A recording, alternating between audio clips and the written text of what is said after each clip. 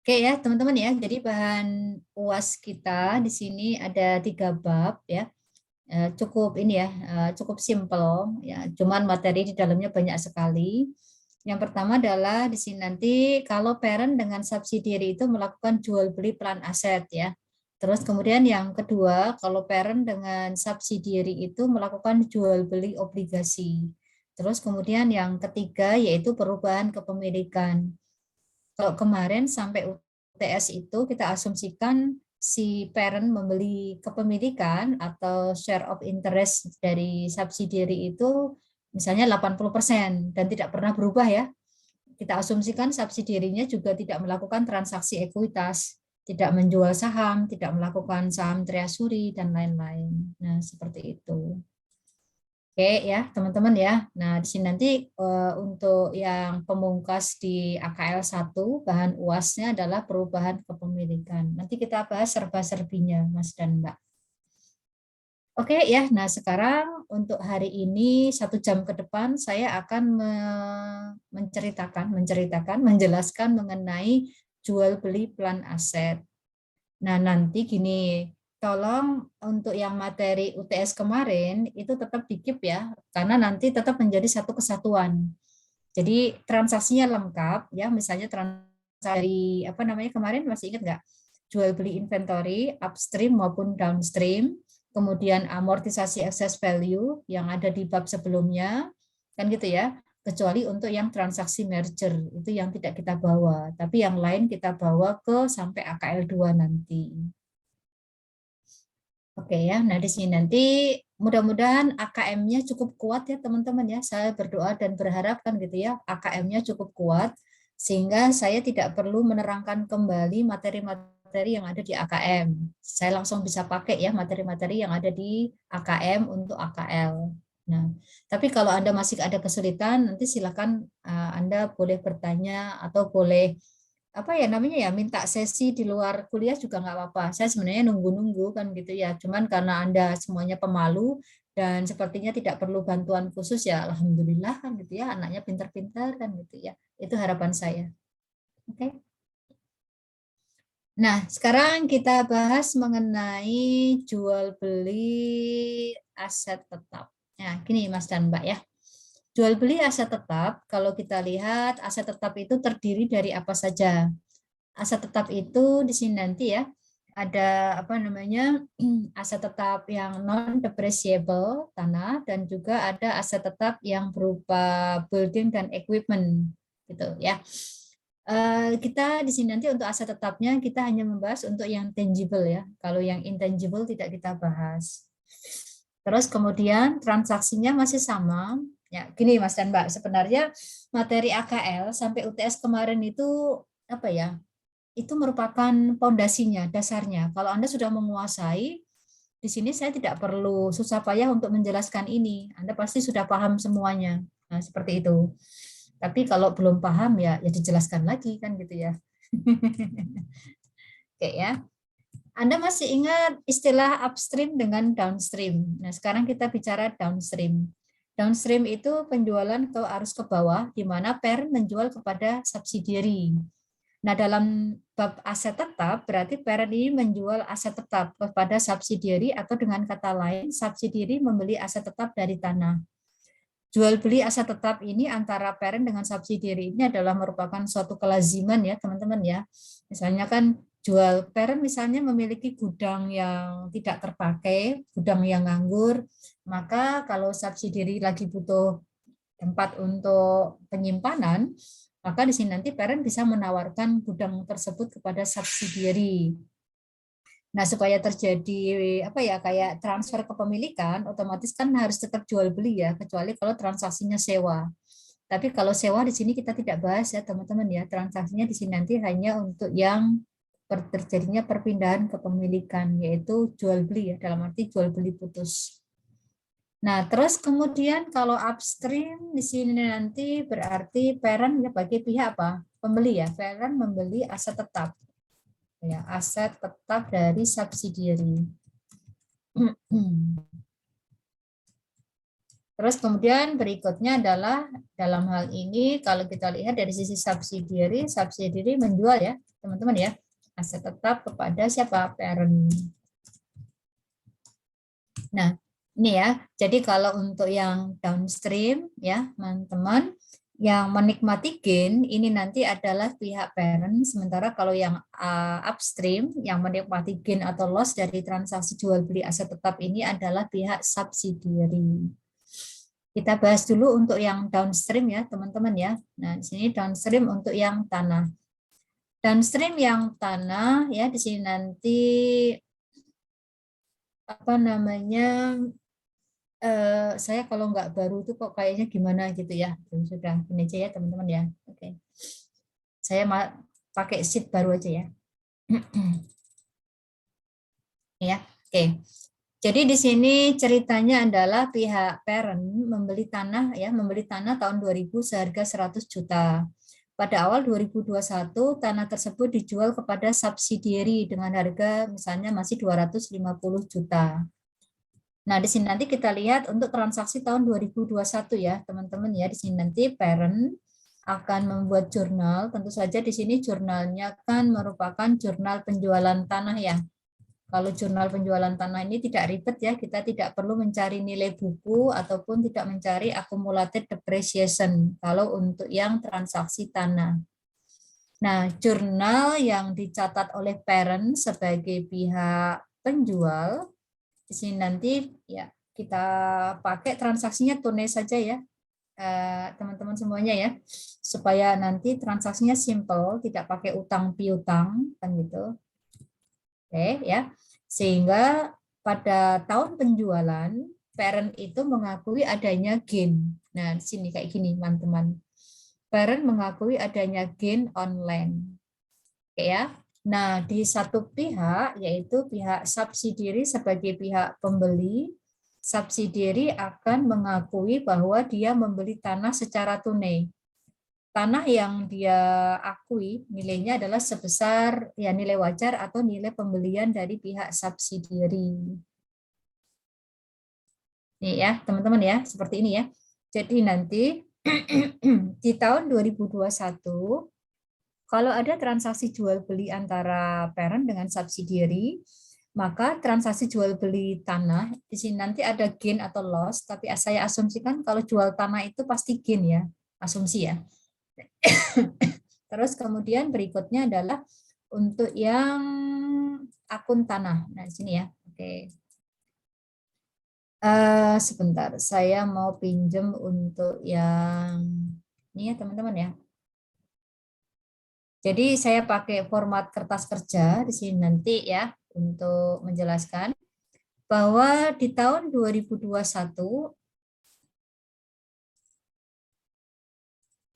nih ya. Nah, gini ya.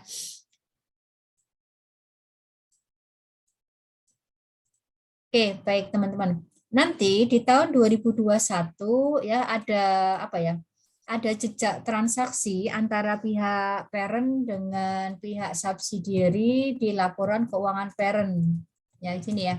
Laporan keuangan parent di sini langsung saya sajikan saja di kertas kerjanya saja ya, biar saya tidak berkali-kali ini ya. Nanti parent itu akan menyajikan bahwa dia memiliki gain. Ini tahun 2021. Misalnya ini adalah kertas kerja konsolidasi tahun 2021. Nah, seperti ini teman-teman. Terus kemudian subsidiary sebagai pihak pembeli akan mengakui bahwa apa di sini nanti teman-teman ya, dia memiliki tanah yang dibeli dari pihak parent sebesar 250 juta. Nah, seperti ini. Oke ya. Sebentar di sini saya netralkan dulu ya untuk apa namanya warna-warnanya. Nah, seperti ini ya, biar ini. Oke, ya di sini saya pilih parent itu menggunakan metode apa namanya cost ya. Di sini ada dividend income ya, teman-teman ya. Jadi parent menggunakan metode akuntansi biaya untuk mencatat transaksi investasinya dengan pihak subsidiary. Oke ya. Terus kemudian di sini nanti dia memiliki akun gain online. Jadi ada jejak transaksi antara pihak parent Ya, di sini nanti parent menjual tanah kepada subsidiary. Nanti tolong jangan terjebak ya, kalau misalnya parent itu menjual tanah kepada pihak luar. Nah, Anda terlalu semangat. Ketika tahu ada akun gain online begitu ya, Anda mengasumsikan itu adalah pasti transaksi dengan subsidiary, padahal maksud soalnya bukan demikian, kan gitu. Terus kemudian berikutnya transaksi yang resiprokal antara parent dengan subsidiary di sini nanti adalah yang terlihat di akun tanah ini, teman-teman. Gitu ya. Anda tentu masih ingat ya, kalau untuk di kertas kerja kita selalu menggunakan asumsi ya. Asumsi pengerjaan kertas kerja itu adalah apa namanya ya? Transaksi antara P dengan S ya, di sini nanti ya, teman-teman ya. Dihapuskan ya, dihapuskan atau bahasanya dibatalkan. Jadi transaksi itu dianggap tidak pernah terjadi, had never taken place. Nah, seperti itu. Berarti apa? Oh, berarti si konsolidator di sini nanti kalau dia berasumsi bahwa transaksi antara P dengan S itu tidak pernah terjadi, maka apa? Maka masih ingat ya, akun resiprokal atau jejak transaksi yang terekam di laporan keuangan P dan laporan keuangan S ini nanti tentu akan dihapuskan. Nah, gitu aja simpelnya, teman-teman ya. Sehingga apa? Oh, sehingga apa namanya? Akun-akun yang menunjukkan bekas ya, jejak aja ya, jejak transaksi antara parent dengan subsidiary ini nanti akan dihapus ya. Nah, di sini nanti dihapuskannya tentu saja adalah dengan ya di sini nanti kita menggunakan jurnal eliminasi ya, tapi kalau pakai ini ya berarti kalau tanah ini dianggap transaksi jual beli tanah itu dianggap tidak pernah terjadi ya berarti tanah ini akan kembali kepada entitas konsolidasi gitu ya, teman-teman ya. Yaitu sebesar harga pokok semula ya, yaitu sebesar 100 juta. Jadi nanti di laporan keuangan gabungan atau consolidated financial statement. Nah, di sini nanti adalah tanah itu akan kembali sebesar 100 juta. Kemudian gain, ini ya, gain ini nanti tentu saja tidak muncul ya, teman-teman ya. Jadi di sini nanti gainnya itu akan dieliminasi. Berarti di sini nanti kalau misalnya kita bikin jurnal kertas kerja tahun 2021, jurnal yang pertama itu adalah kita akan menghapus apa gain online kemudian pada land. Nah, seperti ini. Ya, gampang kan ya teman-teman ya. Pokoknya kalau sudah tahu aturan mainnya gini cukup mudah ya untuk mengerjakan kertas kerja. Tinggal kita pakai rule of thumb aja ya. Apa namanya? Aturan-aturannya seperti apa. Saya yakin Anda semuanya adalah pemain apa ya, menyukai game lah, game-game yang ada di internet. Itu kan semuanya ada rule of thumb-nya. Jadi kalau Anda seorang gamers ya, untuk memindahkan logika game ke logika AKL di sini ini tidak masalah gitu. Jadi Anda bisa bermain atau Anda bisa mengerjakan kertas kerja kalau Anda semuanya adalah memahami aturan mainnya atau rule of thumb-nya. Nah, begitu Mas dan Mbak. Sampai sini ada yang mau ditanyakan? Izin bertanya, Bu. Cukup. Oh iya, silakan Mbak Rita. Kalau untuk aset tetap biasanya kan ada penyesuaian nilai di akhir tahun gitu kan, Bu. Itu berarti nggak ngaruh di konsolidasi ini ya, Bu? Misalkan tadi kan beli tanahnya tahun 2000, terus sampai tahun 2021 pas, kan pasti ada penyesuaian nilainya gitu, Bu. Itu pun nggak ngaruh berarti, Bu. Makasih. Iya, tidak Mbak Rita. Misalnya di sini asumsinya kita pakai revaluation model ya. Kalau dulu di akun AKM atau di PSAK 16, ya, sekarang kan Anda kan lagi nyusun KTTA nih, kan gitu ya. Biasanya lagi ini ya, revaluation model atau model revaluasi kalau Anda lihat di PSAK 16 atau IFRS 16 kan gitu ya. IAS 16 maksud saya, sama ya di sini ya. Berarti kan di sini kita akan mengakui harga tanahnya menggunakan nilai wajar per 31 Desember. Berarti di sini nanti muncul ada yang namanya apa Mbak? Masih ingat nggak di sini nanti kalau untuk Mbak Rita ada yang namanya OCI ya, surplus revaluasi ya di sini nanti ya. Nah, ini revaluation surplus atau surplus reserve ya tergantung ya ini.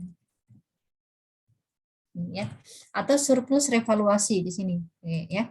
Yang mengakui tentu saja adalah pihak siapa namanya subsidiary. Misalnya tanah itu menjadi nilainya 300 juta, Mbak. 300 juta itu berarti di sini nanti adalah ya tanah ini menjadi 300 juta ya Mbak Rita ya di sini ya. Terus kemudian di sini adalah sebesar 50 juta. Nah, gini. Kebanyakan angkanya. Nah, gini Mbak Rita. Ini kalau pakai model revaluasi. Ya, di sini nanti angka 300 juta, angka 300 juta ini kan keterjadiannya seperti ini, Mbak. Pertama adalah 200 juta, 100 juta ya teman-teman ya di sini ya. Bentar. Pertama adalah dari harga pokok dulu 100 juta, terus kemudian ada markup 150 juta gain. Jadi ini adalah harga perolehan awal. Gitu ya. Terus ini adalah tadi ada gain ya parent, terus kemudian ada 50 juta. 50 juta ini adalah karena tadi revaluasi penyesuaian nilai di akhir tahun gitu ya. Nah, di sini. Jadi di sini nanti yang kita hapus adalah yang ininya saja Mbak Rita. Nih ya, sini ya. Nih. Ini yang akan kita hapus kan gitu ya. Nih. Ini adalah yang merupakan transaksi yang diakui oleh siapa namanya? Oleh pihak sebelah ya. Pihak sebelah itu adalah siapa namanya? Si parent ya. Parent. Nah, begitu Mbak. Tapi daripada teman-teman pada confused kan gitu ya, pada bingung, biasanya saya asumsinya adalah ya sini yang konvensional aja cost model. Ini juga PSAK 16 ya atau IAS 16. Nah, seperti ini. Itu sehingga kita tidak pakai yang ini, Mbak. Jadi kita langsung 250 juta saja, tidak ada yang namanya OJI ya di sini nanti ya. Nah, tapi kalau Mbak Rita bertanya tadi adalah maka tetap kita biarkan Mbak di sini nanti untuk land, jadi landnya nanti menjadi 150 juta gitu Mbak Rita. Kalau kita pakai angka di sini nanti adalah yang berapa tadi? 300 juta ya. Nah, gitu. Saya kembalikan dulu ya Mbak ya ke angka 250 juta. Nah, itu Mbak Rita. Jadi yang kita hapus hanya yang transaksi antara P dengan S. Oh, berarti kalau ada surplus revaluasi itu udah urusannya subsidiary gitu ya, Bu? Iya, bukan itu urusan subsidiary, Mbak. Tidak ada hubungannya dengan parent. Yang kita hapuskan transaksi resiprokalnya ya, transaksi resiprokalnya. Itu Mbak Rita. Baik, Bu, terima kasih. Yuk, sama-sama. Oke, sudah teman-teman. Ibu Terus izin kemudian, ya silakan Mbak. ini kan cashnya buat tanah ya Bu. Berarti kalau buat building dan aset tetap lainnya juga sama ya Bu ya? Maksudnya gimana sayang? Yang kayak kalau ini kan gain on land itu langsung ditaruh di land kan Bu ya? Berarti kalau misalnya gain on building dan sebagainya itu sama juga perlakuannya Bu ya? Iya, sama-sama Pak. Betul. Nanti ya, kalau untuk kita tanah dulu ya. Jadi net income S ya di sini nanti dikurangi dengan amortisasi excess value. Nah, terus di sini nanti ya seperti ini aja ya. Ini kalau untuk yang ini. Jadi gini teman-teman ya, kalau misalnya ini kan downstream ya, downstream. Kemudian apa namanya downstream ya, downstream tahun pertama. Berarti di sini nanti adalah adanya eliminasi gain, ini tidak mempengaruhi perhitungan NCI karena gain ini punyanya parent. Ini kalau downstream. Nah, kalau Anda membayangkan upstream, kan gitu ya. Kalau upstream kan berarti gainnya di sebelah sini ya. Nah, gitu ya. Bisa bisa ngebayangin kan gitu ya. Nah, kalau upstream misalnya kalau upstream pinjam dulu ya di sini ya, pinjam dulu. Nah, sini ya. Nih, kalau upstream kan berarti si pemilik apa gain adalah siapa? Si subsidiary. Berarti nanti kan gitu ya kalau kita lengkapi dengan apa nak di sini nanti misalnya di sini ada sales kan gitu ya sales kemudian di sini nanti 60% dari ini kemudian operating expense-nya kira-kira berapa sebentar teman-teman.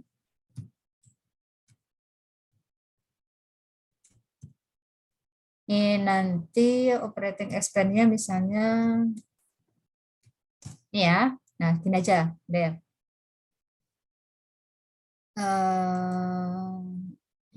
Sebentar.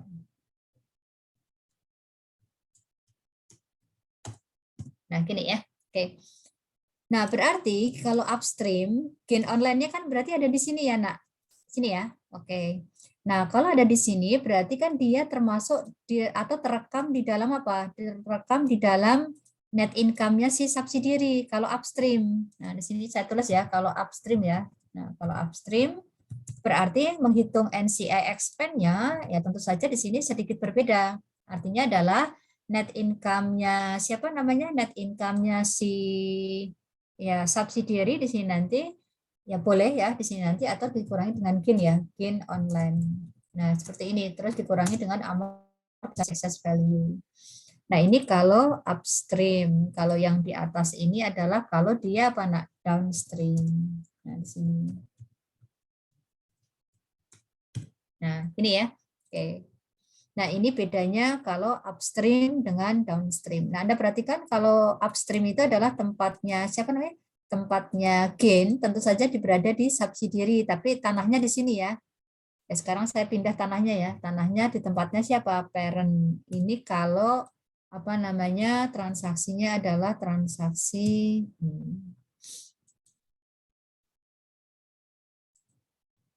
Jadi kalau untuk jurnalnya sama aja ya. Gain pada land. Gain pada land sebesar 150 juta. Nah, ini kalau bentuknya adalah upstream.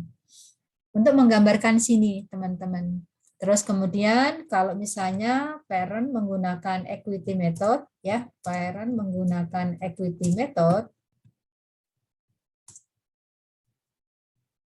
nanti ya, kalau misalnya apa teman-teman, kalau downstream, ya di sini nanti adalah, masih ingat kalau equity method berarti income from ya, income from S, yaitu di sini nanti adalah persentase parent Anda kalikan dengan net income S tahun 2021 dikurangi dengan amortisasi excess value kurung tutup, nah baru dikurangi dengan gain. Jadi gain ini mengurangi seluruhnya.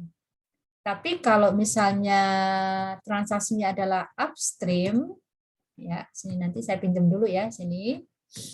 Ya, nah di sini nanti kita inikan dulu ya. Ini semuanya di dalam kurung teman-teman. Kalau misalnya transaksinya adalah upstream ya sini ya bedanya ya. Jadi di dalam kurung semuanya. Gitu. Kalau pakai cost method nggak usah dibahas ya, dia menggunakan dividend income. Nah, gitu teman-teman. Oke, sampai sini kalau ada yang mau ditanyakan, ini tahun 2021. Any question? Ibu, saya izin bertanya. Ya, silakan, Mbak. Tadi yang jurnal A itu yang 150 juta kan gain online ya, Bu. Saya masih bingung kenapa di workbook itu dimasukin ke dalam line juga yang A 150 juta ya, Bu. Iya, baik. Karena ini, Mbak, apa namanya, land yang diakui pihak pembeli nilainya 250 juta itu mengandung gain. Mengandung gain, kan gitu ya. Artinya harga yang diakui pembeli 250 juta itu adalah harga yang di dalamnya itu ada gain pihak penjual. Kalau penjualnya subsidiary ya berarti gainnya subsidiary. Makanya gitu Mbak. Karena nanti kalau misalnya kita anggap transaksi jual beli ini tidak pernah terjadi, tanah itu kan kembali ke harga pokok ya Mbak ya, ke nilai buku semula ya. Nilai buku semulanya adalah 100 juta Mbak. Kalau asumsinya adalah transaksi jual beli tanah antara P dan S itu tidak terjadi atau dihapuskan. Nah, gitu Mbak Nabila. Berarti kalau misalnya ada jurnal gain online, itu dimasukin ke dalam line juga ya, Bu? Iya, pasti ke LAN. Gitu. Terima Kecuali kasih. kalau LAN-nya itu, kecuali kalau akun LAN-nya itu bersamaan dengan akun PPE kan gitu ya. Kadang-kadang kan disatukan ya PPE ya, Plant Property and Equipment kan gitu. Ya, tapi yang secara umum adalah selalu masuk ke LAN Mbak Nabila. Gitu. Baik, terima kasih, Bu. Yo, sama-sama. Bu, izin memastikan, Bu. Ya, silakan Mbak Uca. Cepat, Cak. Untuk gain online-nya ini yang net income dikurang gain online ini sama aja kayak unrealized kan ya, Bu? Iya, itu disebutnya unrealized, Cak. Betul, Cak. Terima kasih, Bu. Iya. Itu seperti gain yang belum terrealisasi ya, Cak ya. Kan ceritanya kan tanah itu masih di tempatnya apa ya, entitas konsolidasian ya. Ibaratnya kan tanah itu masih di dalam keluarga itu kan gitu ya. Tanah itu kan nggak kemana-mana, sehingga yang gain yang diakui oleh pihak subsidiary di sini di layar Anda ini kita sebut sebagai unrealized gain. Nah, namanya boleh Cak kalau misalnya di buku kan gitu ya, namanya disebut sebagai unrealized kan gitu ya. Nah, ini juga boleh. Gitu ya, Ocak dan Mbak yang lain. Baik, Bu.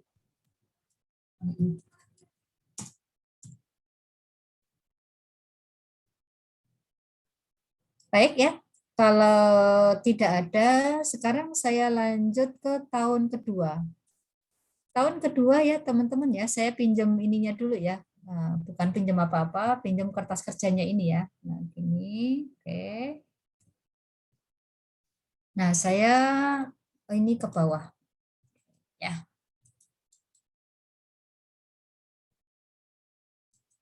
Nah, gini ya. Ini adalah tahun 2022. Gitu ya. Tahun 2022 kita asumsi tanah masih dimiliki dan digunakan oleh, kalau downstream ya berarti ya downstream atau upstream ya, misalnya di sini nanti oleh pembeli gitu aja ya. Nah, gini, oleh pembeli. Nah, gini. Oke. Kalau misalnya pembelinya siapa dulu nih, kan gitu ya. Asumsinya pembelinya adalah pihak parent kan gitu ya. Pembelinya pihak parent, pihak subsidiary dulu ya, downstream dulu ya teman-teman ya. Oke. Ini ya. Nah, pasti tahun kedua itu kan tidak ada gain lagi. Kita asumsikan gitu ya.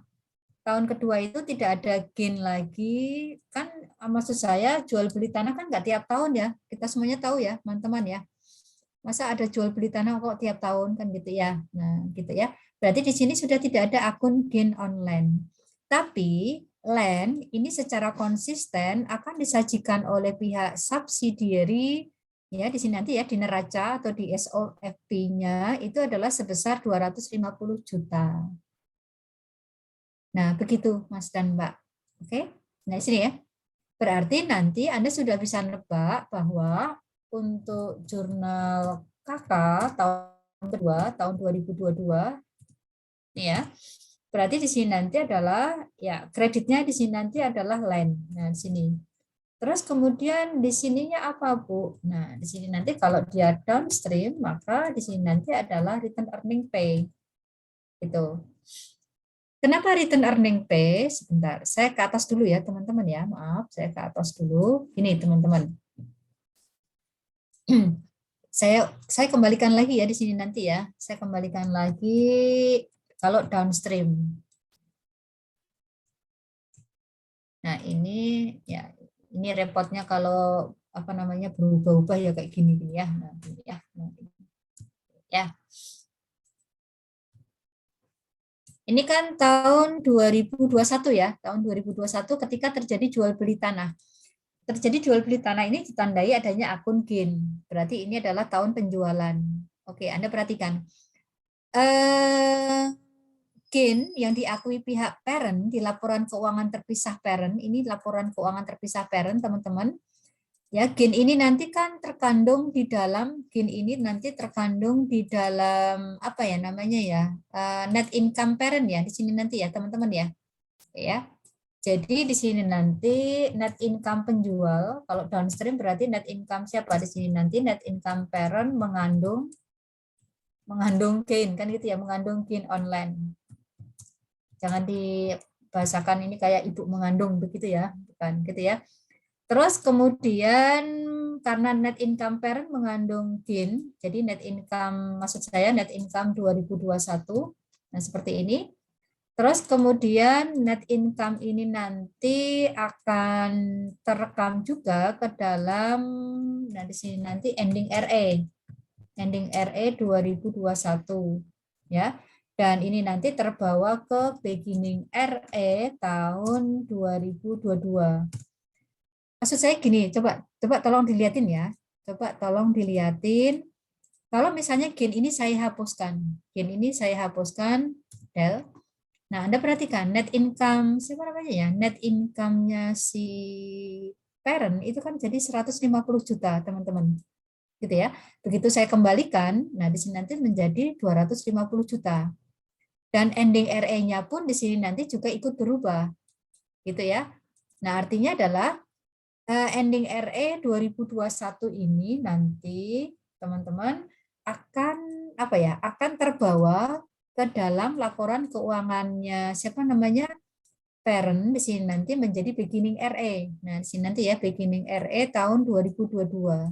Kan gitu ya, teman-teman ya. Nah, di sini nanti menjadi 450 juta. Jadi di dalam 450 juta ini nanti ada kandungan apa namanya? Ada kandungan gain kan gitu ya. Makanya di sini nanti adalah untuk jurnal eliminasi tahun kedua kalau menggunakan cost method, maka di sini pasangannya adalah ini. Nah, gitu teman-teman. Ceritanya dalam mengeliminasi apa di sini nanti dalam mengeliminasi nilai tanah yang mengandung gain. Nah, di sini.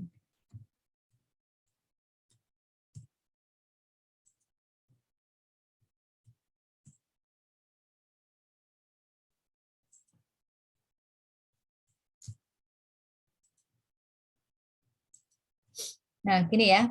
Jadi kalau untuk tahun kedua dan selanjutnya ya, kalau pakai cost method. Nah, gini teman-teman. Kenapa di sini nanti adalah yang kita kurangi adalah RE-nya. RE pada land. Ini kalau menggunakan cost method tahun kedua dan seterusnya. Termasuk nanti tahun 2023 dan seterusnya sepanjang tanah ini masih dimiliki dan digunakan oleh pihak pembeli. Gitu, teman-teman yang lain.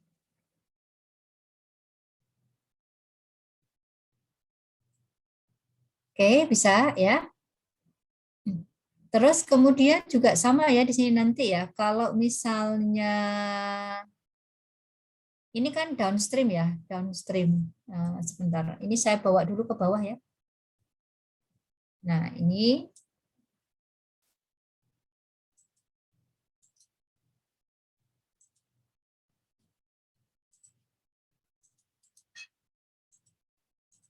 nah, gini ya. Terus nanti ini adalah untuk yang ini kalau seandainya transaksinya downstream ya. Misalnya kalau transaksinya upstream, teman-teman. Kalau upstream berarti adalah gain-nya itu milik siapa? Gain-nya itu adalah milik si subsidiary. Maka nanti jurnal A ini akan menjadi, mudah-mudahan Anda tidak pusing ya, mudah-mudahan.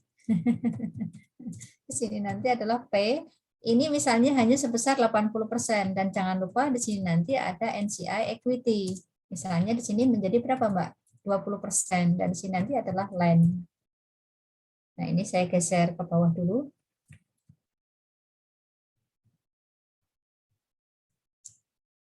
Nah, ini kalau seandainya P menggunakan upstream ya, upstream cost. Nah, seperti itu.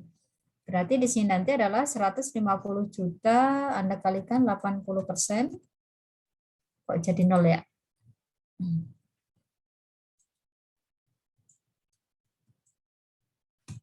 Gitu ya. Terus kemudian di sini nanti 20% dikalikan dengan seperti ini. Nah, begitu Mbak, Mas, bedanya antara upstream dengan downstream. Oke ya. Nanti tahun kedua juga sama ya, kalau downstream ini tidak mempengaruhi perhitungan NCI expand. Kalau upstream tahun kedua berarti di sini sudah tidak ada unrealized gain, Mbak, Mas. Karena kan sudah tidak ada akun gain. Ini Anda perhatikan di sini ya, kertas kerja tahun 2022.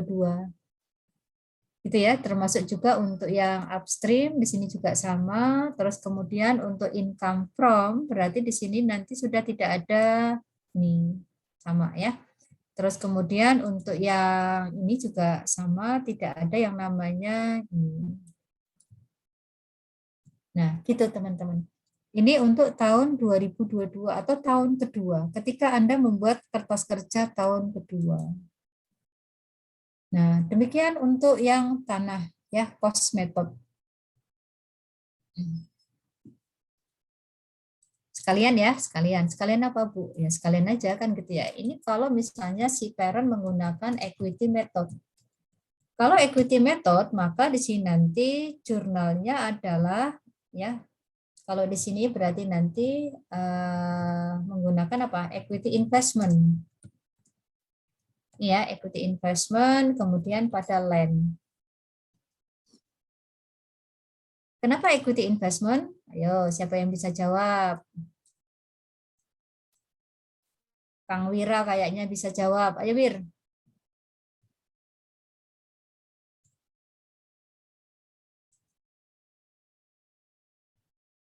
Wira nggak bisa jawab, nilainya nanti saya kurangin. Wah, langsung diancam, langsung jawab dia, kan gitu ya. Oh.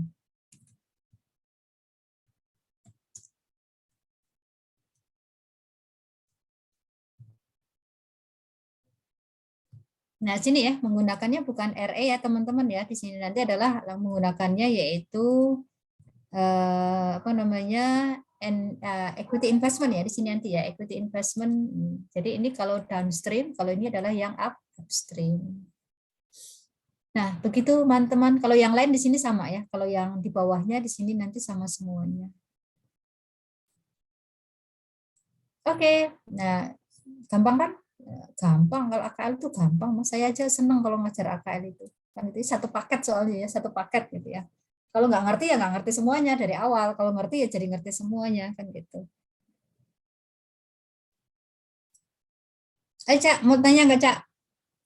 Nanya dong Cak. Kalau Ocak nggak nanya berarti yang lain ngerti kan gitu ya. Baru materinya Ocak.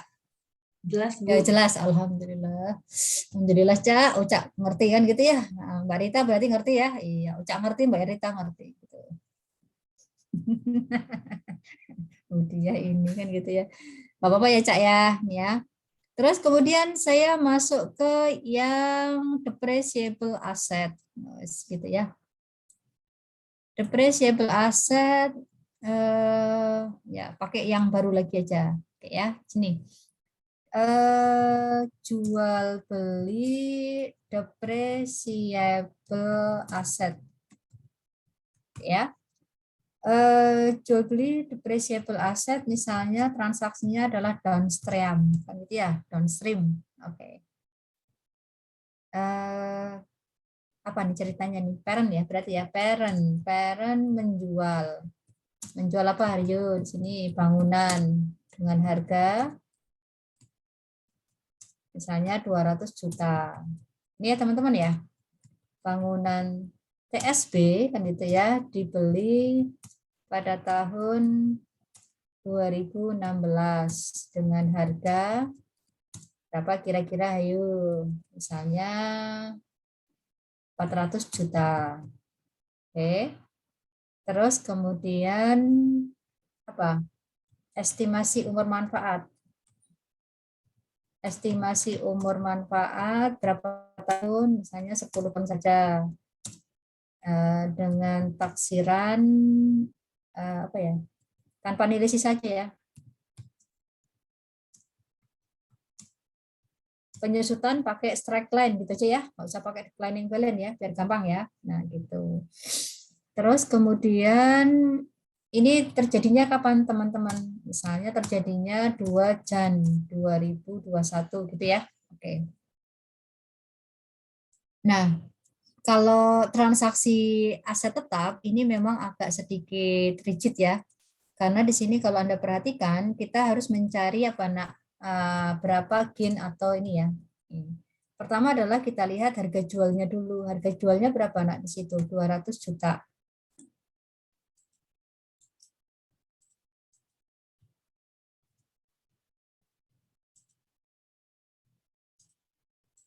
Oke ya.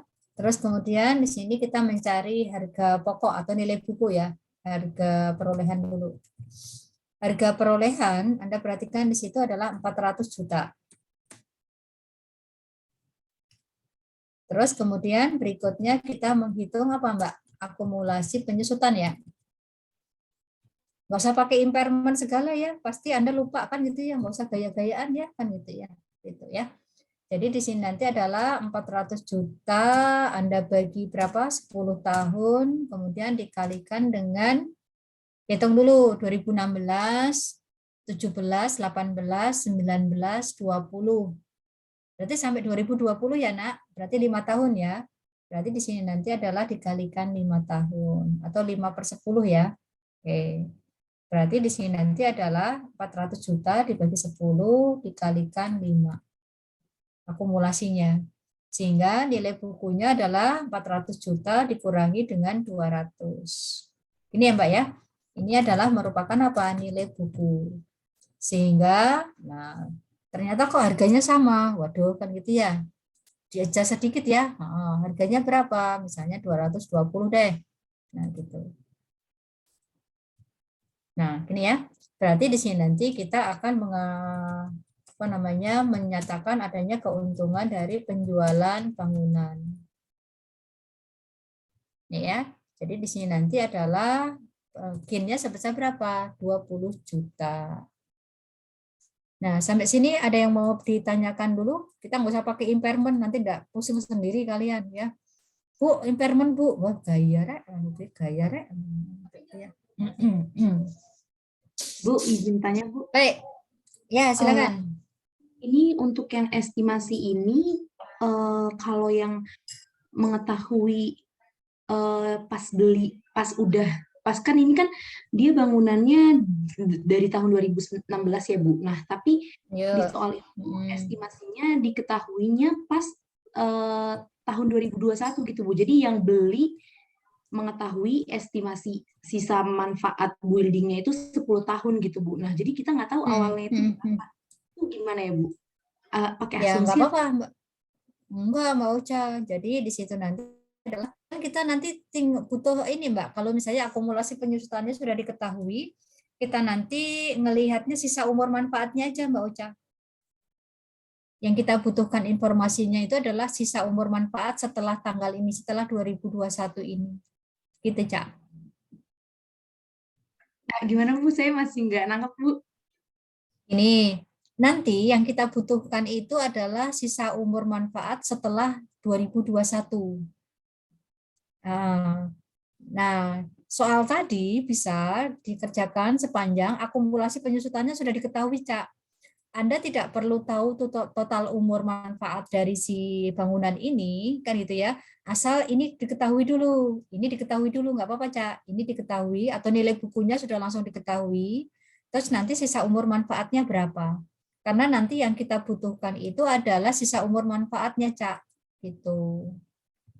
Nanti ya sambil ini ya, kalau Cak masih bingung ya. Iya Bu, terima kasih ya Bu. Iya, sama-sama. Oke ya, teman-teman ya, ini adalah jurnal dari pihak siapa penjual, dalam hal ini adalah parent. Kemudian berikutnya di sini nanti adalah pihak subsidiary. Oke ya, subsidiary dia akan mencatat pembelian gedung, building pada apa teman-teman cash, kan gitu ya. Ini adalah pada saat si subsidiary membeli bangunan ini. Anda perhatikan bedanya antara land dengan building adalah apa ya di sini nanti ya. Building yang diakui oleh si subsidiary ini adalah dengan harga yang baru ya di sini nanti ya.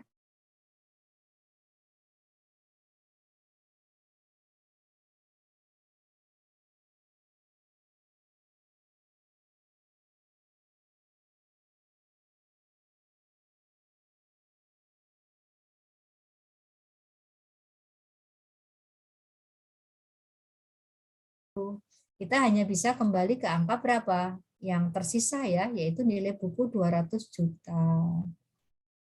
Oke ya. Nah, karena ini depreciable asset, maka si pembeli atau si pengguna apa namanya?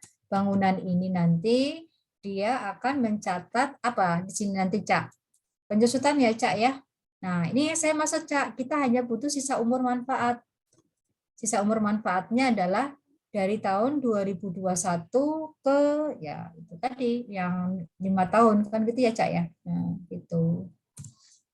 Gitu, Oca. Sehingga kita perlukan sisa umur manfaatnya itu adalah untuk menghitung beban penyusutan ke depan setelah transaksi.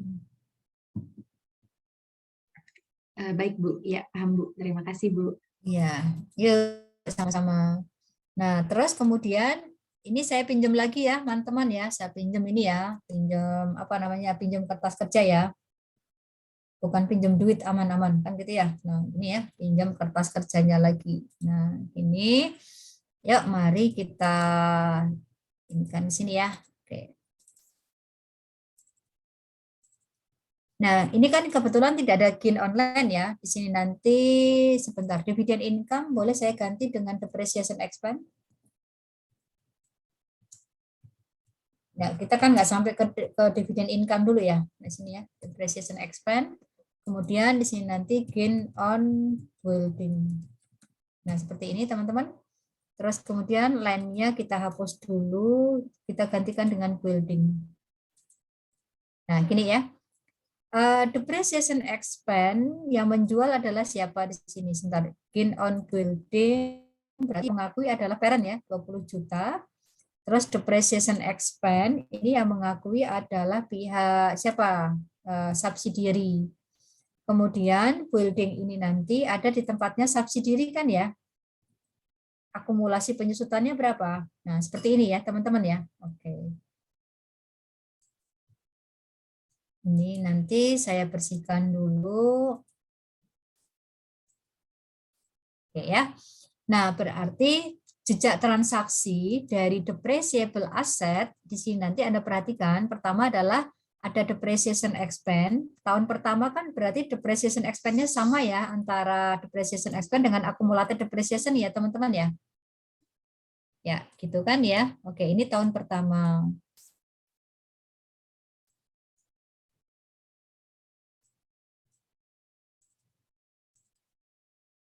Oke ya, ini saya hapus dulu semuanya ya. Nah, gini. Kalau depreciable asset, teman-teman, Anda lihat dari jurnal sebelah kirinya juga bisa. Yang perpasangan di sini nanti adalah yaitu pertama gain ya, gain ini berpasangan dengan building. Karena di dalam nilai building yang diakui oleh si subsidiary ini mengandung gain. Nah, gitu ya. Terus kemudian berikutnya, jejak yang kedua itu adalah besaran depreciation expense. Depreciation expense yang diakui oleh pihak pembeli ini didasarkan kepada angka 220 juta. Jadi gini, ini ceritanya adalah kalau saya bilang rekonsiliasi beban penyusutan. Jadi rekonsiliasi itu tidak hanya rekonsiliasi kas saja ya. Nah, sini. Pertama adalah pihak penjual, dalam hal ini adalah siapa? Kalau downstream itu adalah parent. Terus kemudian pembeli dalam hal ini adalah pihak subsidiary. Oke ya. Bentar, ini. Kalau pihak penjual parent di sini nanti dia mengakuinya itu adalah dari nilai buku yang tersisa 200 juta ini dibagi 5. Jadi di sini nanti si parent itu akan mengakui beban penyusutannya adalah 40 juta. Nah, sementara pihak subsidiary dia mengakui bahwa dia membeli building ini adalah dari 220 juta ini, Nak. Maka subsidiary itu akan mengakui bahwa nilai penyusutannya bukan 40 juta tapi 44 juta. Gitu ya. Oke. Kan di sini tercantum di sini kan, teman-teman ya. Nah, di sini kan gitu ya. Terus kemudian kalau dalam kertas kerja kita asumsikan kita asumsikan transaksi jual beli ini tidak terjadi, maka beban penyusutannya itu nanti akan menjadi 40 juta. Berarti ini nanti adalah overstated ya. Beban penyusutannya terlalu yang diakui oleh pihak subsidiary terlalu tinggi. Makanya kita butuh jurnal yang kedua. Jurnal yang kedua yaitu kita mengurangi beban penyusutan. Gitu ya. Beban penyusutannya kita kurangi sebesar selisihnya yaitu sebesar 4 juta. Gitu, Mbak Mas. Nah, gini ya.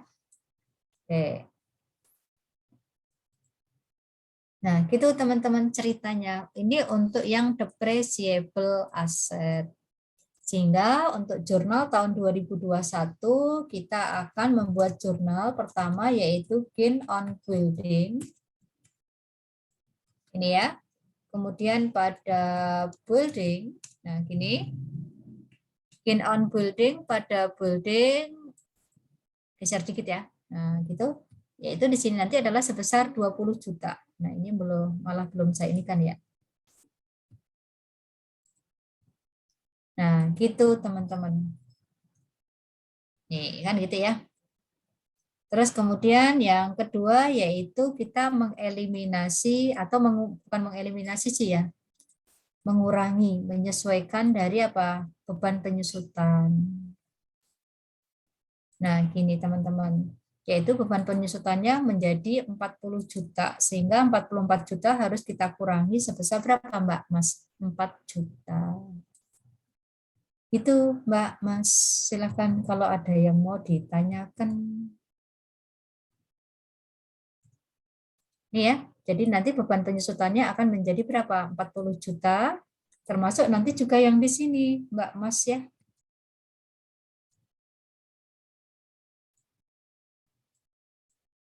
Nah, gitu ya. Sehingga di sini nanti adalah akumulatif depreciation-nya di consolidated financial statement itu seolah-olah di sini nanti tidak terjadi transaksi antara parent dengan subsidiary. Sehingga kembali normal. Kembali apa ya, penyusutannya itu seolah-olah di sini nanti tidak terjadi penjualan antara parent dengan subsidiary. Oke, sampai sini silakan kalau ada yang bertanya. Bu, izin Bu, berarti untuk eliminasi ini, untuk cost method sama equity method sama ya Bu? Iya, sama Mbak. Kalau untuk cost method tahun pertama ya. Ya, kalau tahun pertama, saya jawab tahun pertama Mbak. Kalau tahun kedua beda. Tuh ya, sayang ya. Oh iya Bu, terima kasih Bu. Ya, kalau tahun pertama ini sama Mbak, downstream, upstream, cost method, equity method sama semuanya. Ini jurnalnya gitu ya. Baru nanti tahun kedua yang beda Mbak. Oke, kita ngomong tahun pertama saja ya, tahun pertama saja. Oke. Kalau misalnya transaksinya adalah downstream ya Mbak ya, downstream. Mau ngitung apa dulu Mbak di sini Mbak? NCI ya, NCI expand. NCI expand kalau downstream tidak terpengaruh Mbak Mas, yaitu persentase NCI Anda kalikan dengan net income S tahun 2021 gitu ya, dikurangi dengan 1 less amort gitu ya, excess value. Nah gini, ini kalau untuk yang downstream. Terus kemudian, nah di sini nanti kalau untuk income from S, nah ini yang beda.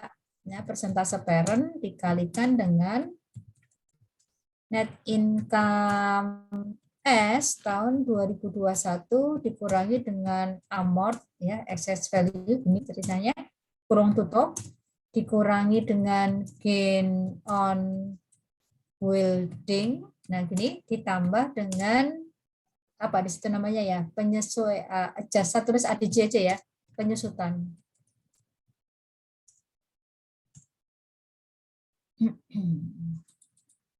Nah seperti ini Mbak Mas. Oke ya, untuk income from ya, untuk income from berarti kalau ini saya masukkan angkanya menggunakan angka yang di samping, gain on building-nya adalah sebesar 20 juta. Kok penyusutannya menambah Bu? Ya karena dia mengurangi penyusutan Mbak. Nah gitu. Nih, ya, oke seperti itu. Ini kalau downstream. Bagaimana kalau upstream? Ya, upstream ini izin saya pakai ya di sini ya teman-teman ya, pinjam. Nah berarti kalau upstream ini perlakuannya sama Mbak Mas. Nah di sini nanti dikurangi dengan apa? Gain on building ditambah dengan ADJ penyusutan. Nah, seperti itu ya. Oke. Terus kemudian kebedaannya dengan ini kita masukkan ke dalam kurung, Mbak. Nah, sini kita masukkan ke dalam kurung. Nah, gitu teman-teman. Ya, bedanya tipis ya. Nanti tolong agak jeli melihatnya ya. Terus kemudian berikutnya adalah, nah ini setelah amortisasi excess value, nah ini kita masukkan dalam kurung. Nah, seperti ini. Gitu teman-teman. Ya, ini kalau perhitungan menurut downstream, kalau ini adalah menurut upstream tahun pertama. Ini ya, untuk NCI-nya ya. Ini kalau ini adalah untuk NCI downstream, ini adalah NCI upstream. Ini adalah income from upstream, ini income from downstream. Nah, tolong dilihat di sini di luar kurung karena ini adalah punyanya parent, maka di sini nanti dikurangkan semuanya 100%. Tapi karena upstream ini gain punyanya subsidiary, maka ini nanti di dalam kurung. Karena punya subsidiary kan dibagi ya berdua ya dengan NCI. Nah, seperti itu.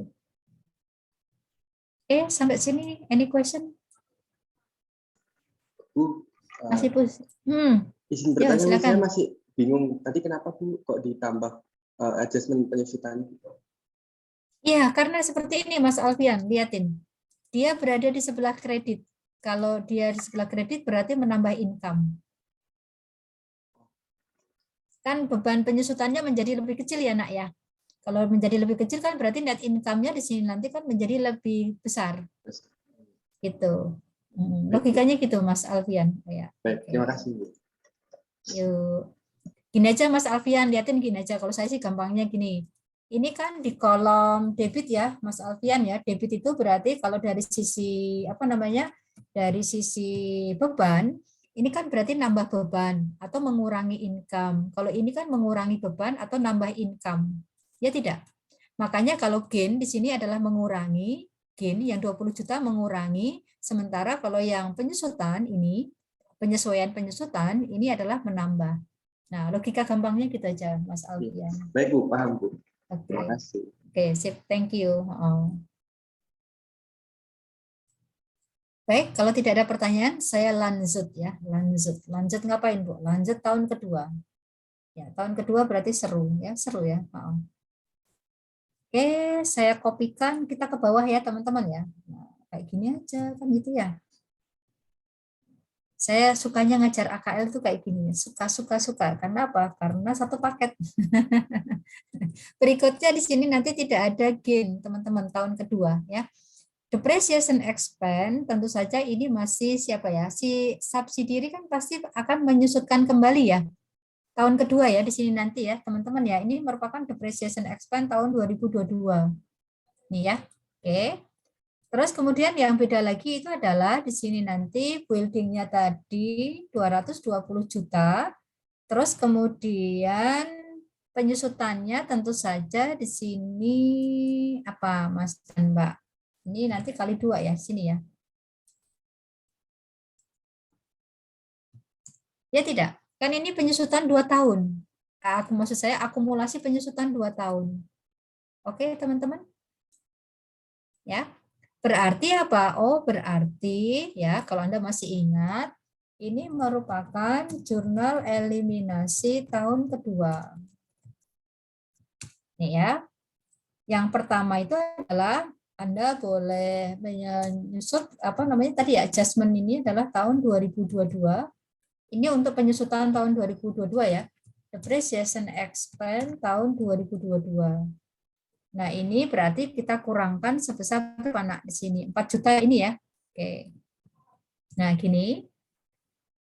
Dah. Nah, baru jurnal yang kedua. Ini yang agak beda. Asumsinya kita pakai cost method. Asumsi ya. Sini nanti asumsi pakai cost method. Si parent maksud saya. Parent pakai cost method. Mudah-mudahan Anda mengerti maksud saya ya. Parent dalam apa namanya investasinya itu dia menggunakan cost method. Maka di sini nanti kalau transaksinya apa dulu? Downstream ya. Nah, tulis lagi downstream. Oke ya. Kalau downstream berarti di sini nanti adalah sebentar. Kita kurangkan dulu akumulasi penyusutan tahun 2021. Kemudian di sini nanti retained earning punyanya siapa? P. Kemudian di sini nanti pada building. Ya, nanti saya jelaskan pekan depan ya. Jadi di sini nanti adalah sebesar gain yang terkandung di dalam building 20 juta. Kemudian ini adalah accumulated depreciation tahun pertama karena kan di sini 88 juta, 44 juta kali 2 kan ya. 44 juta kali 2 berarti kita apa ya namanya ya teman-teman ya. Mengurangi akumulasi penyusutan itu 2 kali karena akumulasi penyusutannya ini 2 tahun 44 juta 2 kali. Mudah-mudahan Anda mengerti maksud saya kan gitu ya. Terus kemudian di sini nanti adalah yang terrealisasi melalui ini ya. Ini adalah tinggal 16 juta. Nah, ini kalau downstream gitu. Kemudian kalau upstream ya, upstream cost method berarti sebentar. Saya pinjam dulu ya. Nah, ini kalau upstream berarti Anda menambahkan yang namanya NCI. Nah, gini, 20%. Oke ya. Terus kemudian baru building. Kalau yang jurnal A sama, kan gitu ya. Yang beda adalah yang jurnal B.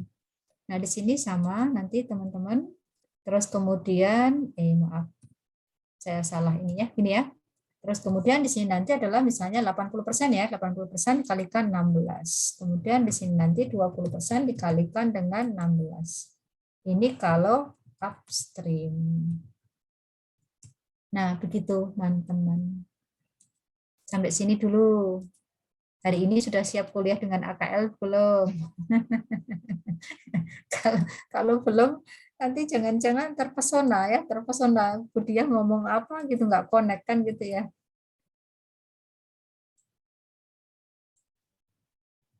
Kalau soal apa namanya ya, kalau soal perhitungannya sama ya teman-teman ya, antara apa namanya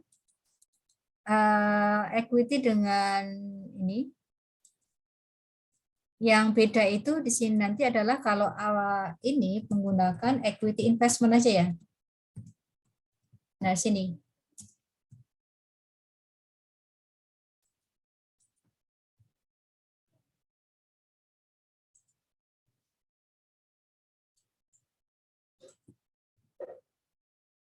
Nah, gini aja bedanya. Nih kalau ini teman-teman, upstream, downstream kan gitu ya, sama di sini.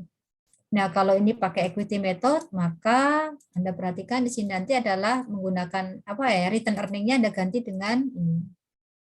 Itu teman-teman semuanya. Gitu ya. Jadi kalau misalnya kita pakai jurnal yang pertama, berarti di sini ini ya, kita pakai yang beginning return earning dulu ya, di sini yang B ya. Oke. Saya pakai yang mana? Saya pakai yang ini ya, teman-teman ya. Oke. Terus kemudian berikutnya di sini nanti adalah untuk yang A ya. Yang A berarti di sini nanti ada pengurangan 4 juta 2 kali ya. Nah, seperti ini. Oke, terus kemudian pada building. Buildingnya di sini nanti berkurang sebesar berapa Mbak? Di sini Mbak 20 juta ya. Oke. Di sini adalah jurnal B. Nah, begitu teman-teman semuanya.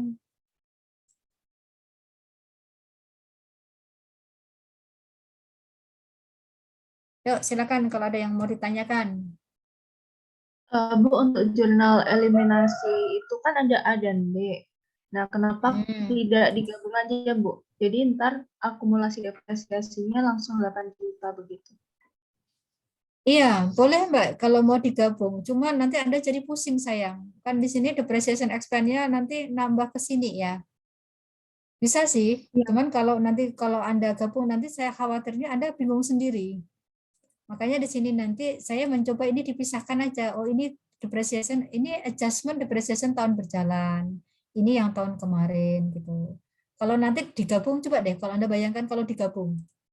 Kan nanti ada depreciation expense di sini ya. Memang betul menyatukan akumulatif depreciation, tapi nanti ada timbul kebingungan baru depreciation expense gitu. Tapi kalau Ocak misalnya nggak bingung ya nggak apa-apa sih Cak. Yang penting hasil akhirnya benar gitu saja Cak ya. Gitu ya. Baik Bu, terima kasih Bu. Ya, sama-sama. Terus kemudian saya lanjutkan dulu Mas dan Mbak, yaitu untuk perhitungan apa ya di sini nanti ya. Sebentar, saya masuk ke sini ya, downstream ya. Downstream untuk perhitungan apa Cak di sini Cak? NCI expense kan gitu ya. NCI expense kalau downstream tidak masalah, dia tidak terpengaruh maksud saya, gitu ya, dikalikan dengan net income S ya dikurangi dengan amort excess value. Nah, ini kalau dia downstream. Tapi kalau dia upstream ya, teman-teman semuanya kalau upstream sebentar saya sambil mikir ya tahun kedua ya. Upstream berarti di sini adalah ada yang namanya yang kalau saya bilang sih sebentar dikurangi dengan tadi saya bilang ADC ya, ADC penyusutan ya. ADC penyusutan tahun 2022 yaitu sebesar 4 juta. Nah, di sini yang 4 juta ini. Atau misalnya kalau Anda ini kan saya minta copy. Nah, ini saya ganti dengan 4 juta. Karena kita kebetulan menggunakan garis lurus. Kalau garis lurus itu selisihnya selalu sama dari tahun ke tahun. Oke, gitu teman-teman ya. Terus kemudian kalau Anda bertanya income from S kan gitu ya. Berarti di sini nanti adalah persentase ini dikalikan dengan sama ya di sini nanti ya net income S tahun 2022 dikurangi dengan amortisasi excess value 2022. Nah, kurung tutup jangan lupa dikurangi atau ditambah ya, ditambah dengan ADC penyusutan 2022. Nah, seperti itu, Mbak, Mas. Ini kalau downstream. Nah, kalau misalnya upstream saya taruh di sini, maka di sini nanti adalah kurung tutupnya Anda geser ke belakang. Nah, itu udah selesai. Itu. Nanti tahun ketiga gimana, Bu? Oh, tahun ketiga. Gini, tahun ketiga, sebentar ya. Saya hanya ambil ini aja ya, teman-teman ya. Maaf ya. Nanti kertas kerjanya tidak saya ini kan. Tahun ketiga, karena saya akan meninggalkan Anda sehabis ini. Nah, ini ya. Ini adalah tahun ketiga atau tahun 2023. Ini ya.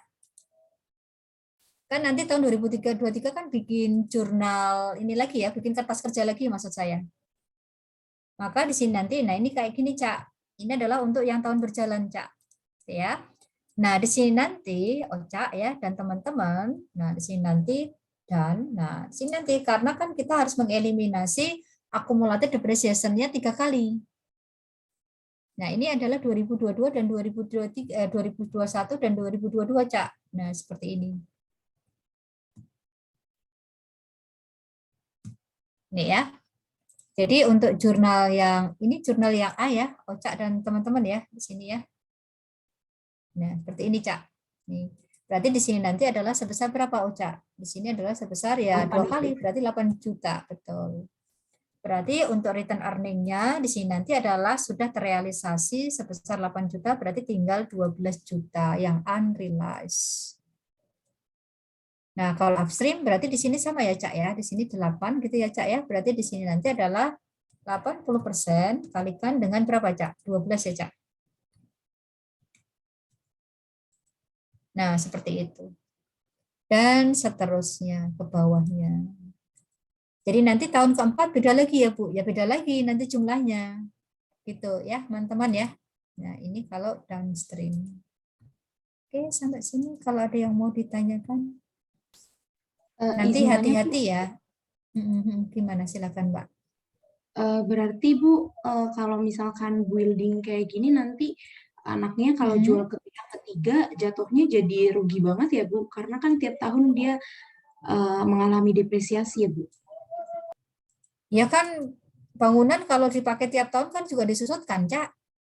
Ya nanti memang kan turun harganya, betul. Tapi kan dia sudah memakai, menggunakannya, diakuinya sebagai beban penyusutan.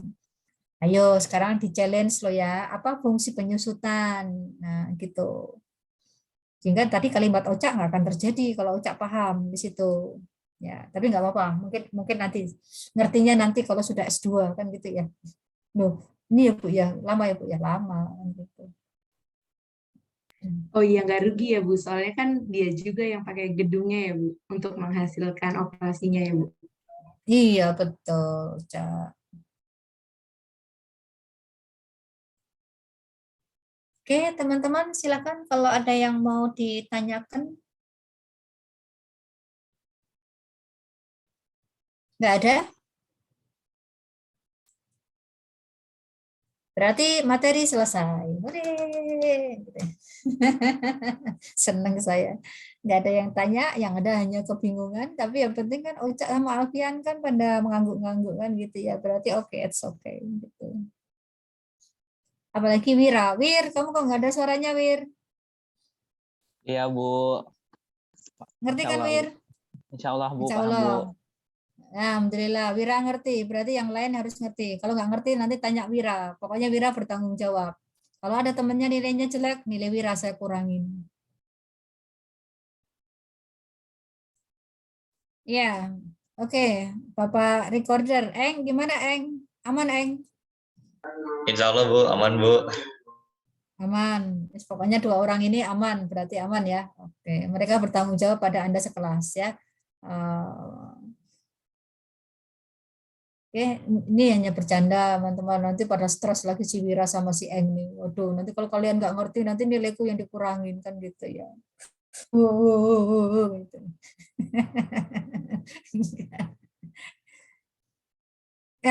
Jadi untuk hari ini seperti ini dulu ya teman-teman ya. Saya ada perlu ke kampus ya.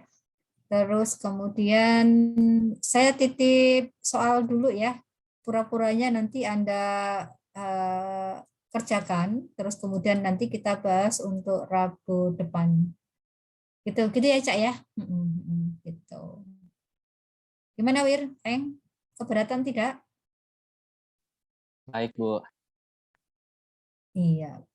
Oke, baik ya. Teman-teman juga diwakili sama Wira ya. Oke. Ya, saya mau ada ke kampus, saya mau rapat sebentar kan gitu ya. Tadi sebelum sempat mabur ke kampus Eng kan gitu ya. Jadi ngajar dulu dah kan gitu ya, ngajar dulu deh. Gitu aja ya, teman-teman ya. Iya. Apa ya? Ya sudah gitu aja. Terus kemudian sebentar. Soalnya di mana ya? Apa? Apa, Dek? Mohon dikirimkan ya, Bu, ini Excel-nya, Bu, ke drive kita. Oh iya, boleh. Ya, nanti saya kirimkan beserta beserta soalnya ya, soalnya. Oke. Oke, nanti kita bahas Rabu depan ya, Rabu depan. Nah, udah gitu aja. Sebentar, saya tak moto dulu. Ayo on cam semuanya biar wajah ganteng dan cantiknya kelihatan. Ayo. Nah, gitu. Iya. Rip, kamu besok rambutnya dirapiin ya, Rip. Arif Kistan ini kan itu ya, kalau kita offline kan kamu biar kelihatan rapi kan gitu ya, Rip ya. Nanti kalau enggak, nanti saya bawain gunting nanti ke kampus kan gitu ya. Nanti saya merangkap jadi tukang barbir kan itu. Ya Bu, insya Allah Ayo, Bu, Mi, minggu kamu depan. Minggu depan. Nggak apa-apa, dinikmati aja sampai kita ketemu offline. Saya nggak keberatan kok kamu rambutnya nggak rapi, nggak apa-apa. Saya kan cuma bilang, nanti kalau kita offline aja kan gitu ya, kamu rapi. Jadi biar pas PBJJ itu bisa kapan lagi bisa gondrong kan gitu ya. Kalau yang kelas tadi pagi itu baru ucek gitu ya, ya ampun itu baru buka mata jangan-jangan langsung on cam gitu. saya dalam hati, oh nanti ya kalau sudah offline ya rasain kan gitu ya. Coba kalau di kelas sampai masih ucek-ucek kan gitu, kita ucekin matanya sekalian kan gitu ya. Ya sudah. Yuk, senyum Cak mana Cak? Kenapa kamu masih oke Cak? Bu, tiba-tiba video saya rusak. Saya nggak tahu Bu kenapa. Maaf ya Bu. Ya udah nggak apa-apa. Ya nggak apa-apa Cak. Ya. Ya. Oke. Satu lagi sebentar. Bentar ya, satu lagi ya. Iya. Oke, Mas Taufik senyum dong Mas Taufik. Ayo Mas Taufik, kayak Faisal gitu loh. Tuh, liatin tuh Faisal tuh. Ya, Yul, ayo Yul. Kamu suka Messi ya Yul? Iya. Oke, sudah teman-teman. Terima kasih. Ini hadir semua kan ya? Mas Ahmad, Iya, Wira? Bu, hadir semua, Bu. Hadir semua Bu. Hadir semua, oke. Ada yang mau ngasih pantun ke saya sebelum ini? Kan saya kuliahnya lebih cepat. Siapa tahu kan saya menyenangkan Anda. Alhamdulillah. Saya sih senang. Kalau Anda nggak senang sih nggak apa-apa kan gitu ya. Nanti kita kuliah lagi ya. Pasti nggak mau kan gitu ya. Ya sudah. Ya sudah, kalau tidak ada teman-teman ya, nanti saya kirimkan di Drive ya untuk soal dan juga materi hari ini. Baik, saya akhiri pertemuan kita. Anda lanjut di studi mandiri ya, karena direkam kan gitu ya. Saya bilang lanjut studi mandiri. Ya Eng ya, jangan lupa ya Eng, Wira ya. Oke, kita ketemu pekan depan. Yuk, assalamualaikum warahmatullahi wabarakatuh. Waalaikumsalam warahmatullahi wabarakatuh. Terima kasih Bu. Hati-hati Bu. Sama-sama. Sama-sama.